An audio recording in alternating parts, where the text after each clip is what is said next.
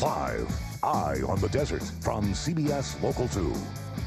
Keeping with our Broadway theme, few composers have left behind a bigger musical legacy in Hollywood and on Broadway other than Marvin Hamlisch, who passed away this week.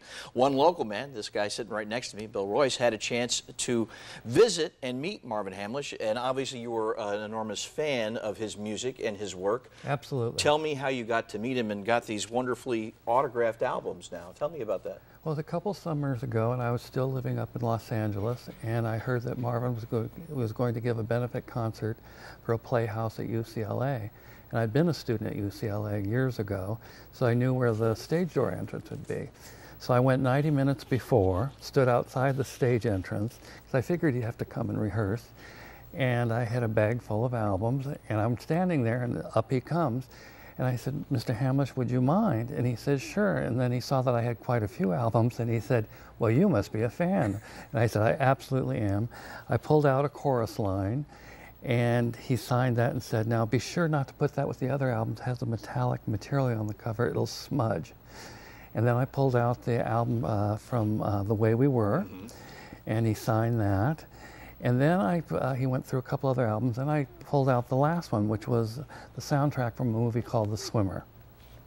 And he couldn't believe I had it. He says, "You must be really a fan." He says, "Nobody went to see this movie. It was a late 60s movie with Burt Lancaster. It was one of the first scores he did.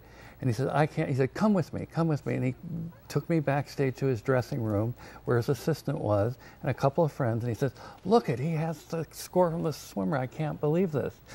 And he said, "You know what I'm going to do tonight? I'm going to play a little of that in my movie medley." And I said, "Oh, that'll be great." And he says, "And now where are you going to be sitting?" And I said, "Well, unfortunately, it's a benefit, and it's $100 a ticket. I really couldn't afford to come." He said, "We'll take care of that." Oh. And he looked at his assistant. The assistant grabbed me, took me fourth row center. He did play a little bit of the theme from The Swimmer. And then he also had invited me to go backstage after. There was a backstage party. What a great story. And so I walked in, I was a little shy, and he grabbed me and he took me up to Marilyn Allen Bergman, who had done the lyrics for The Way We Were. Right.